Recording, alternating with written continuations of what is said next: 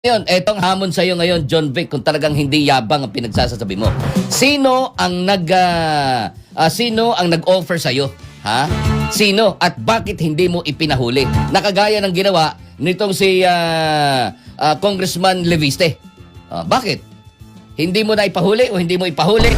Yan ang masaklap, napakabobo ng scriptwriter ng magkapatid na yan, gustong palabasin na malinis at hindi sila kurakot. Ngunit lumalabas na mga inutil silang government officials, DILG katapos ang ombudsman kapatid mo. Bakit di nyo agad ipinahuli kung totoo nga na mayroong nagtangka na patunayan na kayo ay kawatan? Baka naman kasi script lang yan, para kunwari di kayo sakim na kamkamin ang salapi at buwis ng taong bayan. Ang tsorya ko dyan, Kabanting Ronnie, hindi sila inalok.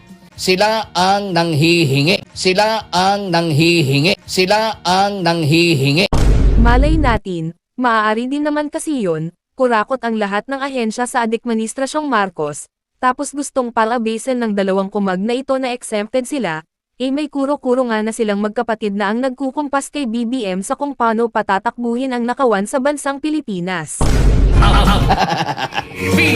Kaya sabi ko, hindi kaya totoo yun? Oo, baka binabaliktad lang, masabi lang o mema lang, di ba? Pero I doubt naman which is parang pwedeng mangyari. Kasi kilala naman itong gobyerno ito sa buong mundo na itong kasalukuyang gobyerno ito ang pinakakorap na gobyerno sa kasaysayan ng Pilipinas. Ronnie Ramos, Abante. Kaya, John Vic, ang hamon sa iyo, sino? Sino ang nag-alok sa iyo at bakit hindi mo ipinahuli? Kagaya ng ginawa ni Congressman Leandro Legarda Leviste. Abante Philippines. Di ba ka? Ayan ho tanong na tungkulin mong sagutin sa harapan ng taong bayan.